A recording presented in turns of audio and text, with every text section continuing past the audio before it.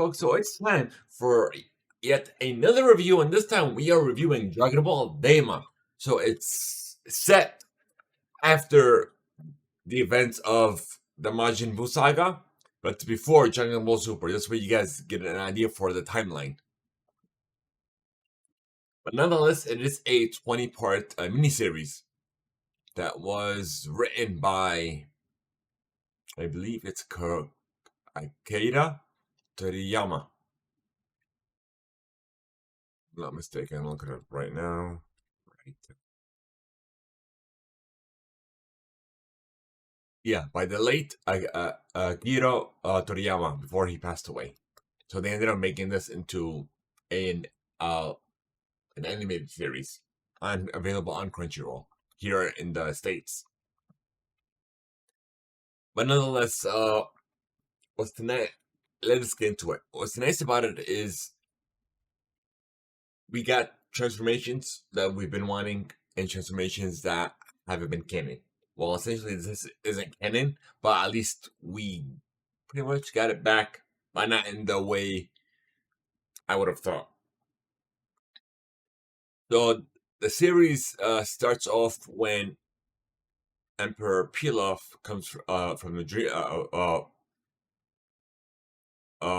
comes from the demon realm to use the Earth Dragon Balls to transform Earth's heroes into children. And they ended up kidnapping Dende as a safety measure.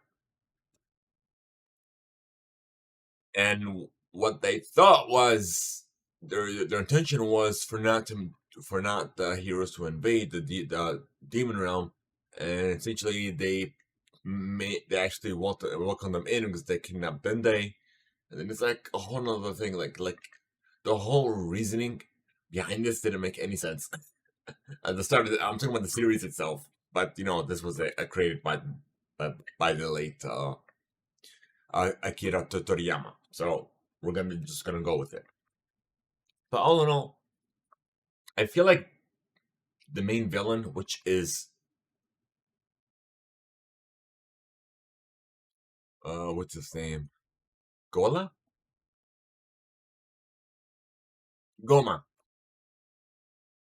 So this villain in this series, it feels like the same reasoning why they created Cell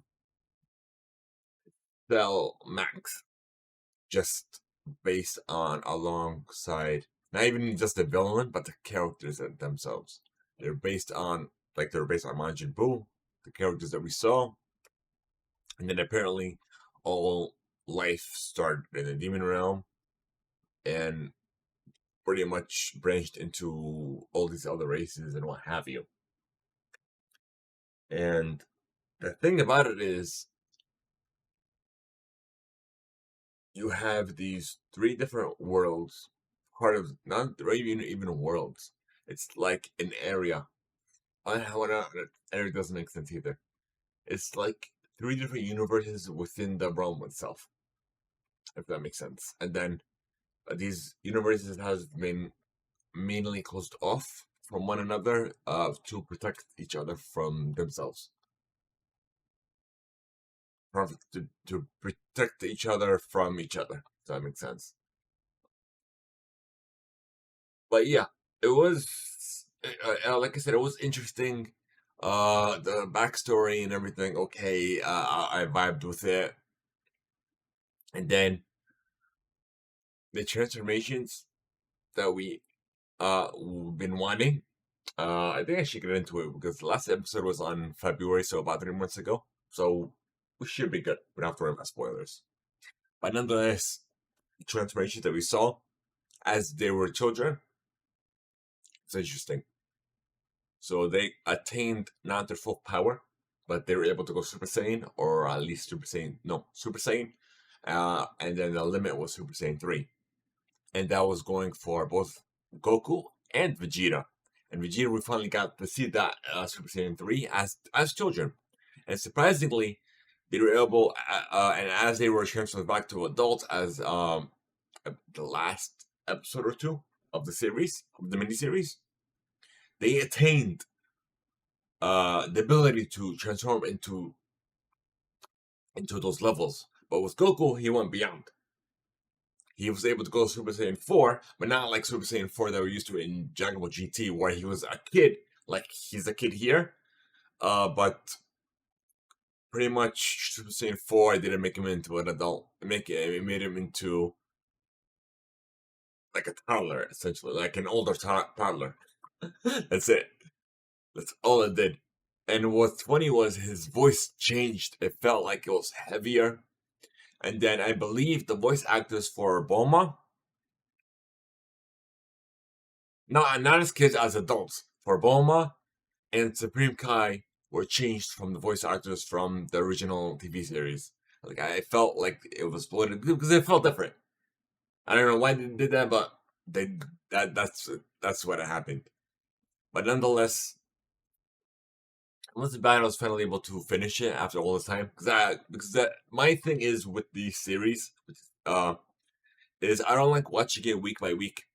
I don't like doing like I used to do before, where I would review one episode after the other. Like it doesn't vibe with me to do a episode by episode review. I'd rather wait until the entirety of the of whatever season, if it becomes a full season like a regular TV series, and then review the season on its entirety, not just episode by episode. Like it doesn't make a good uh review, and then you don't have that much to discuss from episode to episode. Like literally, like your thoughts don't change that much. But that's why you judge it as a whole, not piece by piece, if that kind of makes sense. So that's why I waited, because I initially was watching it just to get a taste of it. Like, you know what? Let me wait until, because I know the dubbed was out way before the subbed was out, and now I'm just used to watching Dragon Ball in dubbed, not subbed. So that's why I'll wait until the dubbed all the episodes are available, and then watch it all and do the review after it. So yeah, that's the whole reason why I ended up waiting on this review. But nonetheless, we did watch it. And I really recommend to anybody watching anime. Of course, Dragon Ball has been like literally for like 20 plus years, if I'm not mistaken. I'm gonna look up the initial Dragon Ball. Give me 1 second.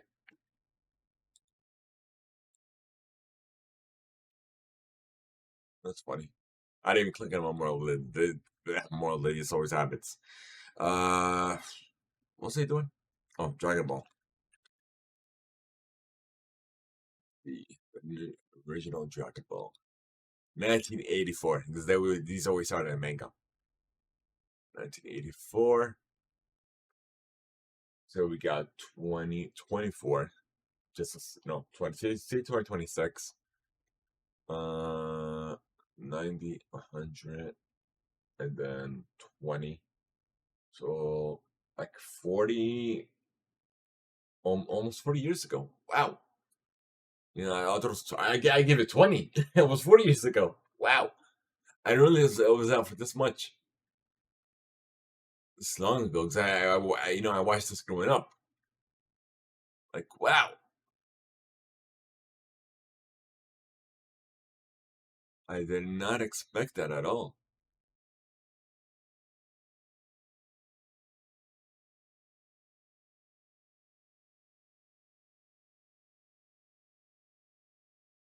Wow. What a shocker. Sheesh, 40 plus years. And I'm 34, so yeah. All right. I guess we're gonna end this review here now. Thank you guys so much for tuning in. We appreciate every single one of you. We're gonna have a lot more reviews shortly as well. And also, we are working on our Momokan coverage, so we're editing all that, all that. We're in the process of post production. So once that's all set and ready, it'll be live on our YouTube channel. So youtube.com/@TheImpactPlay. Simply go to theimpactplay.com. If you're on our social media, actually, I'll show you right now. There's gonna be a lot of changes to the website. Let's see. Here it is. Okay.